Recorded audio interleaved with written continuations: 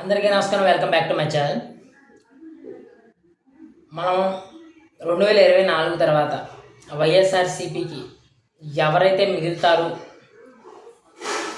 ఎవరి వల్ల అయితే ఇంకా ఆ పార్టీ భ్రష్టు పట్టిందో చివరికి వాళ్ళే మిగులుతారు అని అనుకున్నాము. చివరికి వాళ్ళే మిగిలారు. వాళ్ళతోనే వైఎస్ఆర్సీపీకి పిఏసి అంటే పొలిటికల్ అడ్వైజరీ కమిటీ కూడా వేయటం జరిగింది. దానితో పాటు మార్క్ శంకర్ మీద, అన్నా లెజినోవా గారి మీద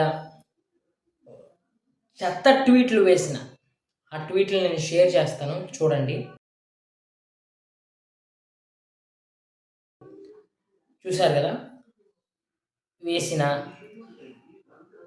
వాళ్ళకు కూడా అందులో ఒకరిని పట్టుకోవడం జరిగింది, ఇంకొక ముగ్గురిని పట్టుకోవాల్సిందనగా పోలీసులు చెప్పడం జరిగింది. అయితే మనకు నేను social media or mainstream media or any other YouTube channels ద్వారా వస్తున్న ఇన్ఫర్మేషన్ ఏంటంటే, ఆ పట్టుకున్న వ్యక్తితో పాటు ఈ ముగ్గురిని కూడా పట్టుకున్నారు, విచారిస్తున్నారు అనేది తెలుస్తున్న విషయం.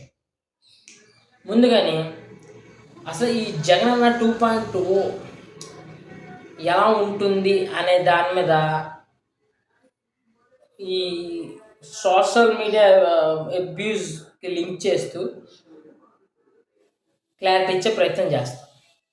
ఒకసారి ఈ పొలిటికల్ అడ్వైజరీ కమిటీలో మొత్తం 33 మంది ఉన్నారు. ఈ 33 మందిలో మనకి మెయిన్గా కొన్ని పేర్లు చెప్తా.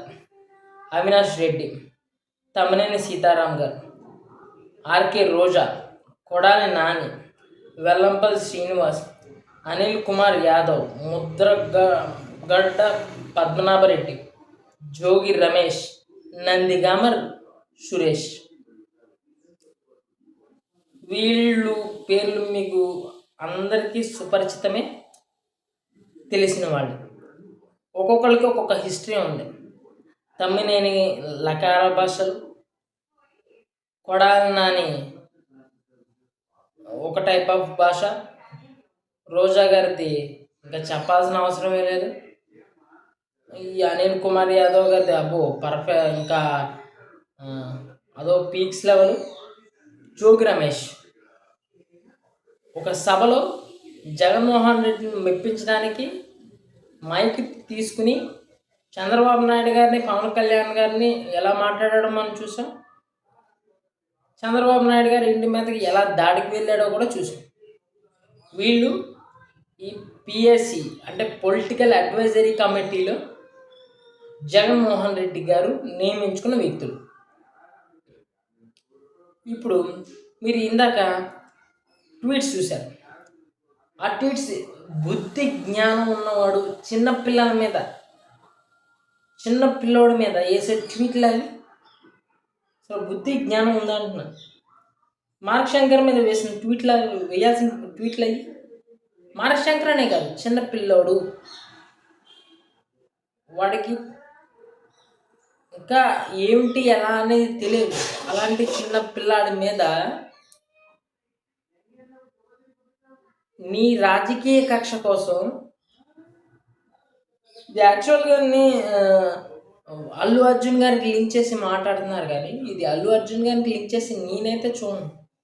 ఇది డెఫినెట్గా రాజకీయ కోణంలోనే చూస్తాను. ఇటు మెగా ఫ్యాన్స్కి, అటు అల్లు అర్జున్ ఫ్యాన్స్కి మధ్యన వచ్చిన చిన్న రిప్ని ఉపయోగించుకుంటూ వైఎస్ఆర్సీపీలో ఉన్నటువంటి అల్లు అర్జున్ ఫ్యాన్స్ చేస్తున్న చెత్తగా చూస్తానండి. వాడప్పుడు రఘు అలియాస్ పుష్పరాజ్ అంట వాడు పెట్టుకున్న పేరు. వాటితో పాటు ఉదయ్ కిరణ్, ఫయాజ్, వీళ్ళు ముగ్గురు కూడా నీకు ఒక షెల్ షాప్లో పనిచేస్తున్నారు. వీళ్ళు 5 మొబైల్స్లో వాడుతూ 14 ఈమెయిల్స్ క్రియేట్ చేసి, 14 ఈమెయిల్స్ ద్వారా 14 ట్విట్టర్ అకౌంట్లు క్రియేట్ చేసి వాళ్ళు చేసిన చెత్త ట్వీట్లను మొత్తం పోలీసులు 37 లేదా 38 అబ్యూజివ్ ట్వీట్స్ని వీళ్ళ ముగ్గురు సర్క్యులేట్ చేసిన ద్వారా, లేకపోతే లైక్లు కొట్టిన కింద ద్వారా, లేకపోతే రీట్వీట్లు చేసిన ద్వారా కనిపెట్టడం జరిగింది. వాళ్ళని కూడా త్వరలో పట్టుకోవడం కూడా జరుగుతుందని పోలీసులు చెప్పడం జరిగింది. అసలు నాకు అర్థం కాంది, అన్నా లెజినో గారు చేసింది ఏంటి? సింగపూర్లో తన కొడుకు ఒక అపాయ స్థితి నుంచి బయటపడినందుకు గాను తను నమ్ముతున్న మతంతో పాటు తన హస్బెండ్ మతాన్ని కూడా తాను నమ్ముతోంది. తన హస్బెండ్ నమ్ముతున్నాడు కాబట్టి చేసేలేదు ఆవిడ. తన హస్బెండ్ మతాన్ని తను కూడా నమ్ముతోంది కాబట్టి అంత పెద్ద ఇబ్బంది నుంచి బయట పడవేశాడని వెంకటేశ్వర స్వామిని నమ్మింది కాబట్టి వచ్చి భక్తితో తలనీలాలు సమర్పించి సేవలో పాల్గొని 17 లక్షల అన్నదానానికి వెచ్చించి ఇంతలాగా తన భక్తిని చాటుకుందే. దీని మీద మీరు ట్రోల్స్ చేసేది అంటే దీన్ని బట్టి మనకు క్లియర్గా అర్థమవుతుంది ఏంటంటే, ఈ జగన్ 2.0లో 2019 నుంచి 24 మధ్యలో ఈ కొడాలి నాని, పేరు నాని, ఆర్కే రోజా గారు, లేకపోతే తమ్మినేని సీతారాం, అనిల్ కుమార్ యాదవ్ ఇలాంటి, లేకపోతే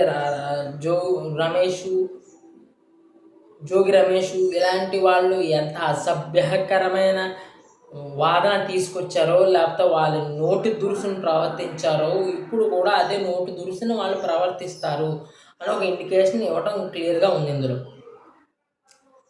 అండ్ సోషల్ మీడియా అబ్యూస్ ఏది ఏమైనా సరే social media abuse will be continued అర్థమవుతుంది.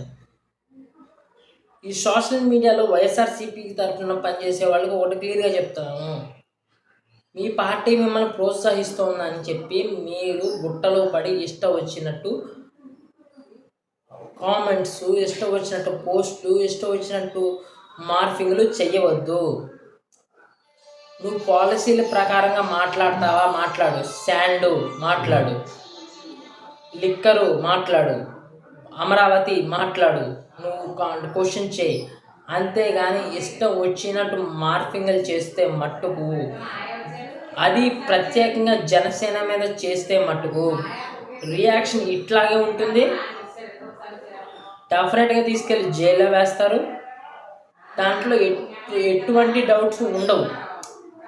1-2 సార్లు ఆలోచించుకుని ట్వీట్స్ చేయండి. సో దీన్ని బట్టి మనకి క్లియర్గా అర్థమవుతుంది ఏంటి, 2019 to 24లోనే తీసుకున్నటువంటి వీళ్ళ వాదనను 2024-29 మధ్యన కూడా వీళ్ళ కొనసాగింప చేయనున్నారు.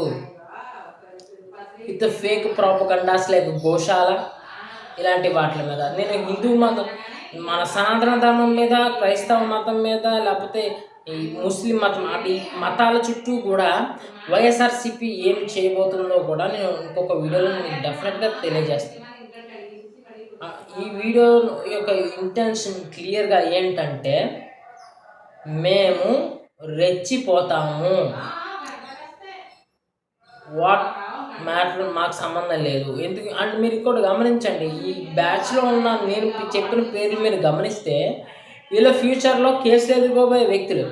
అంటే వీళ్ళ ద్వారా క్వశ్చనింగ్ రేస్ చేయడం ద్వారా వీళ్ళు చూపించాలనుకుంటుంది, పోర్ట్రేట్ చేయాలనుకుంటుంది కూడా ఏమిటంటే, మేము వీళ్ళు క్వశ్చన్ చేస్తున్నారు అందుకే వీళ్ళు అరెస్ట్ చేస్తున్నారు అన్న పోర్ట్రేకి తీసుకెళ్లాలని చూస్తున్నారు. కూటమి ప్రభుత్వం ముందే అర్థం చేసుకోవాలి ఈ విషయం. వాళ్ళకి క్వశ్చనింగ్ స్టార్ట్ అయ్యి అది ఇంప్రూవ్మెంట్ అయ్యి లోపలనే ఎట్టి పరిస్థితిలోనూ వాళ్ళ మీద సివియర్ యాక్షన్స్, వాళ్ళు చేసిన తప్పులకి పడాలి. సో ఏం జరుగుద్ది, వీళ్ళ క్వశ్చనింగ్ ఎలాగుంటుంది, ఎంత విధంగా వీళ్ళు అప్డేట్ అయి ముందుకొచ్చి వీళ్ళ వికారపు వాంతులను జల్లుతారు అనేది మనం ఫ్యూచర్లో చూద్దాం. నా వీడియో కనుక నచ్చితే లైక్ చేసి, షేర్ చేసి, సబ్స్క్రైబ్ చేసుకోండి. Thank you.